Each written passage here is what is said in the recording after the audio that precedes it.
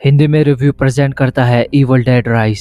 इस फिल्म की शुरुआत में हमें टेरेसा और कैलेब को दिखाया जाता है जो छुट्टियां बनाने के लिए किसी लेक साइड केबिन पर आए होते हैं। हालांकि उनकी एक और दोस्त जेसिका भी है जो काफी बीमार हुई होती है। टेरेसा फिर केबिन की ओर बढ़ती है जहां वो अपनी दोस्त जेसिका से बात करने लगती है, पर वो उसका कोई जवाब नहीं देती। लेकिन कुछ देर बाद ही टेरेसा को अचानक जेसिका बैठी हुई नजर आती है जो धीरे धीरे उसके हाथ में रखी किताब के शब्दों को बिना देखे पढ़ने लगती है और सीधा नीचे की ओर गिर जाती है। टेरेसा जब देखने जाती है तो नीचे पड़ी जेसिका उल्टियां कर रही होती है। इससे पहले टेरेसा कुछ करती कि तभी जेसिका उसके गर्दन को पकड़ लेती है और देखते ही देखते वो उसके सर की चमड़ी को फाड़ डालती है। वहीं लेक साइड में कैलेब को कुछ देर बाद टेरेसा बहुत बुरी हालत में मिलती है और तभी वहां जेसिका उसी फटी चमड़ी के साथ आ जाती है और हवा में उड़े ड्रोन को लेकर सीधा अपने चेहरे पर दे मारती है। जेसिका को डूबता हुआ देख कैलेब सीधा पानी में कूद जाता है, पर कुछ देर बाद ही वो झटपटाने लगता है और तभी पानी से उछलकर उसका कटा सर ठीक सामने टेरेसा को दिखता है। फिर पानी के अंदर से ही पोजेस्ड हुई जेसिका हवा में उड़ते हुए बाहर निकलती है जो किसी शैतान के कब्जे में होती है। इस घटना के ठीक एक दिन पहले हमें गिटार टेक्नीशियन बेथ को दिखाया जाता है जो प्रेग्नेंट होने की वजह से काफी अपसेट होती है, जिस कारण वो सीधा अपनी सिस्टर एली के अपार्टमेंट की ओर बढ़ती है मदद लेने के लिए। एली एक टैटू आर्टिस्ट होती है जो अपने तीनों बच्चों को अकेले पाल रही होती है, जिनका नाम डैनी, ब्रिजिट और कैसी होता है, क्योंकि उसका हस्बैंड बच्चों को बोझ समझकर उन्हें छोड़कर चला गया था।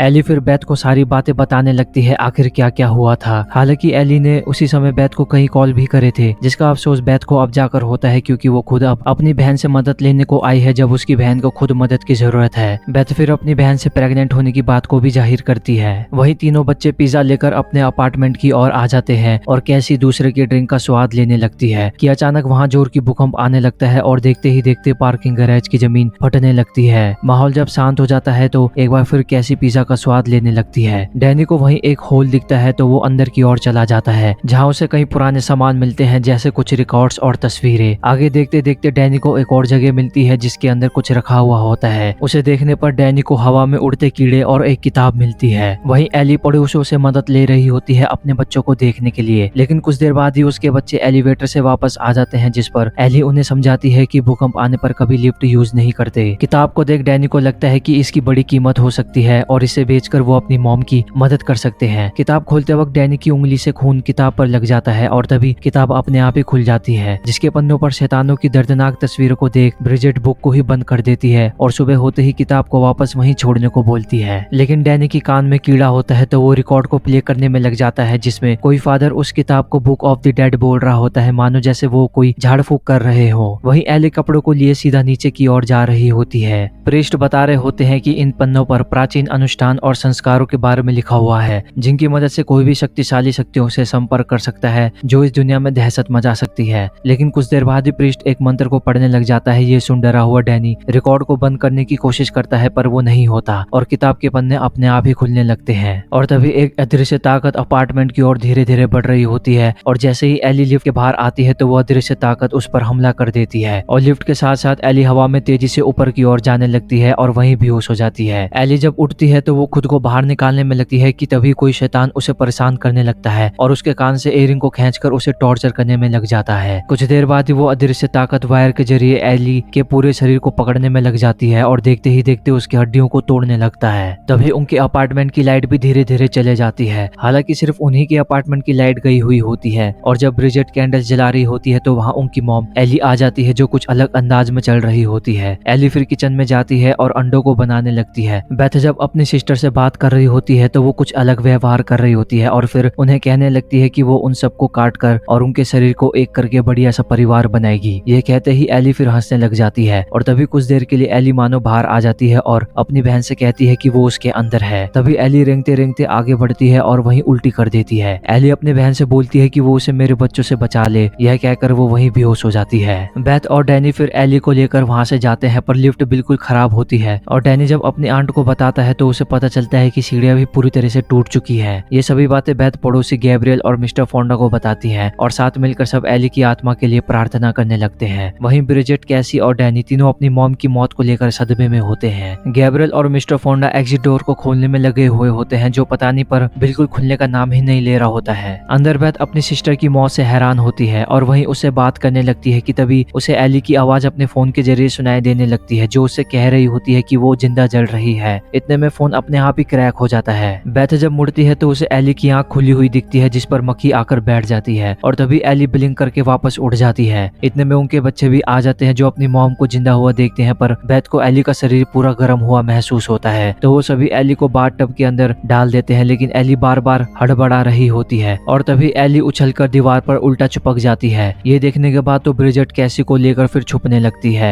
एली फिर अपने शरीर को घुमाकर एक जोर की आवाज करने लगती है जो ये बाहर पड़ोसी में सब सुन लेते हैं। आवाज को सुन पानी भी उबलने लगता है और कांच टूटने और इंसानों के तो कान फटने लगते हैं। तभी अचानक एली शांत होकर टब के अंदर ही गिर जाती है, लेकिन वो धीरे धीरे करके उन्हें झांकने लगती है और हंसते हुए धीरे धीरे उनके पास आ रही होती है। बेथ और डैनी की तो मानो जैसे बिल्कुल फटी हुई होती है और तभी एली उन्हें चुड़ैल की तरह झांक कर देखने लगती है। चुड़ैल एली कांच को लिए धीरे धीरे उनके पास बढ़ रही होती है और बेथ को डराकर उसे मजे लेने लगती है कि तभी वो बेथ पर हमला करने को बढ़ती है और कांच लेकर सीधा उसके हाथ के आर पार कर देती है। ब्रिजेट अपनी मॉम को ये सब करने से रोक रही होती है, पर वो सीधा उसी के ऊपर कूद जाती है और अपने टैटू मशीन से ब्रिजेट के चेहरे पर घाव का निशान बना देती है। इतने में डैनी चेयर लेकर अपनी चुड़ैल मॉम को अंदर की ओर फेंक देता है, लेकिन कुछ देर बाद एली अंदर से ही उन पर इशारा करके बोलती है कि कौन मेरे साथ आएगा और कैसी को अपना शिकार बनाने लगती है। पर पीछे से गैब्रियल आ जाता है जो एली को बुलाने लगता है, पर वो चुड़ैल बनी एली सीधा उसके ऊपर कूद जाती है और खुद को गैब्रियल से फंसाकर उसकी आंख को खाने लगती है और तभी वो उसकी आंख को भी खा जाती है। एली फिर अपने मुंह से आंख को निकालने लगती है जो सीधा वही मुंह खोले हुए खड़े बच्चे के अंदर घुस जाता है। बेथ जल्दी से दरवाजे को बंद कर देती है, पर वो चुड़ैल उसी दरवाजे पर अपना सिर दे मार रही होती है बार बार। कुछ देर बाद जब बेथ बाहर झांकती है तो वो बच्चा उस चुड़ैल से बचकर भाग रहा होता है, लेकिन वो भी उस चुड़ैल द्वारा बुरी तरह मारा जाता है। तभी गैब्रियल भी उठ जाता है, लेकिन वो चुड़ैल उसके गर्दन को ही फाड़ डालती है। अचानक कोई शख्स उस चुड़ैल को शूट कर देता है और वो कोई और नहीं बल्कि मिस्टर फोंडा होते हैं, लेकिन वो चुड़ैल भी उन्हें घसीटकर जान से मार डालती है। बच्चे और बेथ की तो हवा उड़ी हुई होती है, पर वो चुड़ैल अभी भी उनके पीछे पड़ी हुई होती है। बेथ फिर नीचे भिखारी को आवाज देने लगती है, पर मौसम के कारण वो उन्हें सुन नहीं पाता। ब्रिजेट को पता चलता है कि उनकी मॉम उस किताब की तस्वीर की तरह दिख रही थी और कि कैसे ये सब डैनी के उस किताब की वजह से हुआ है, जिस कारण दोनों आपस में झगड़ने लगते हैं। लेकिन बेथ वहां आकर दोनों को रोकती है, यह कहकर कि कभी भी तुम एक दूसरे के खिलाफ मत जाना, क्योंकि इसका अंजाम वो देख चुकी है। डैनी फिर आंट बेथ को वो सामान दिखाने लग जाता है जिसके खुलने के बाद से ये सब हो रहा है। वहीं कैसी अपनी बहन ब्रिजेट की हालत को देख खुद डरी हुई होती है। कैसी को फिर बाहर उसकी मॉम गाना गाते हुए उसे अपनी ओर खींचने की कोशिश कर रही होती है। डैनी आंट बेथ को बताता है कि कोई प्रेस्ट अंधेरी प्रार्थनाओं को पढ़ रहा था और उसके कुछ मंत्र पढ़ने के बाद शायद ये सब हुआ है। वहीं ब्रिजेट के हुए घाव पर दरारें आने लगती है और वो चुड़ैल मानो जैसे उसे बुला रही हो और देखते ही देखते ब्रिजेट की नाक से खून निकलने लगता है।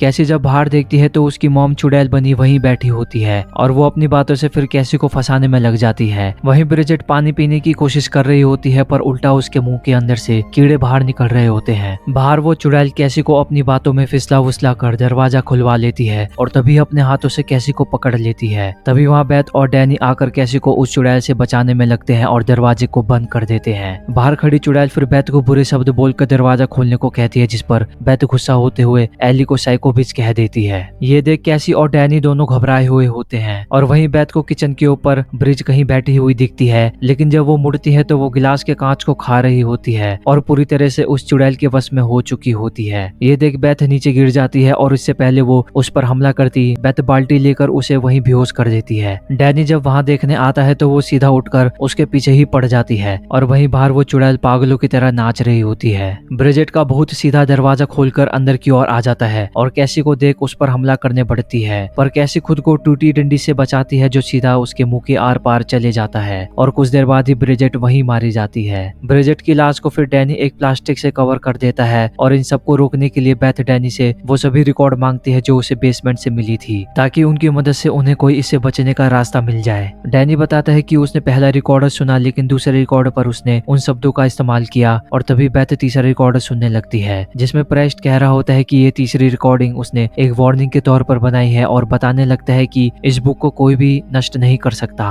प्रेस्ट कहता है कि अगर आपको एक किताब मिले तो इसे किसी गहराई में छुपा दो, क्योंकि जो शब्द वो बोल चुका है उसे एक बहुत बुरी शैतानी ताकत को फैला दिया है जो मेरे सबसे बुरे सपनों से भी बदतर है। तभी बाहर खड़ी चुड़ैल एली को एक वेंटिलेशन से कैट की आवाज सुनाई देने लगती है। वहीं डैनी और कैसी को बाहर से आवाज सुनाई दे रही होती है, लेकिन बाहर की ओर देखने पर वहाँ कोई भी नहीं होता। आवाज उन्हें अपने घर के ऊपर से ही सुनाई दे रही होती है जो वेंटिलेशन से होते हुए सीधा बेथ की ओर बढ़ रहा होता है। इससे पहले डैनी दरवाजे को खोलता उसके पीछे ब्रिजेट का भूत कैसी की ओर आता हुआ देख वो उसे बचाकर लाश पर हमला करता है। वो लाश उल्टा सीधा उसे उड़ाकर किचन के अंदर ले जाती है और अपने शरीर से नाइफ को निकालकर उसके हाथ पर दे मारती है और उसके ऊपर खून की उल्टी कर देती है। लेकिन डैनी वहीं पड़े एक स्प्रे के जरिए ब्रिजिट को आग लगा देता है जो जलकर वहीं मारी जाती है। वहीं वो चुड़ैल वेंटिलेशन से होकर बेथ के पास आ जाती है और बेथ को इसकी भनक भी नहीं लगती। बेथ को पता चलता है कि इसको रोकने का कोई भी तरीका नहीं है सिवाय इसके कि तुम इससे बस भाग सकते हो। और तभी परछाई में चुड़ैल को देख बेथ खुद को बचाती है और वहीं रखे स्क्रू ड्राइवर से एली पर हमला कर देती है। लेकिन वो चुड़ैल उसे भी बाहर की ओर फेंक देती है जहाँ बेथ को कैसी छुपी हुई मिलती है और डैनी मरने की हालत में। और डैनी अपनी बहन कैसी से माफी मांगता है और वहीं मारा जाता है। चुड़ैल फिर बेथ को पकड़कर मारने लग जाती है कि उसे पता चलता है कि उसके पेट के अंदर एक और आत्मा है। और तभी वो चुड़ैल अपने हाथों से उसके बच्चे को मारने में लग जाती है। कैसे फिर आंट बेथ को एक सीजर देती है जो वो सीधा एली के नाक के अंदर घुसेड़ देती है और एली को लेकर वहां से भागने लगती है एग्जिट डोर को तोड़कर। लेकिन दरवाजा खुलने का नाम ही नहीं ले रहा होता है। तभी बेथ को मिस्टर फोंडा की गन मिलती है जिसकी मदद से वो दरवाजा खोल सके। इतने में वो चुड़ैल हवा में उड़कर पागलों की तरह उनके पास आने लगती है तो बेथ उसके पैर को ही उड़ा देती है।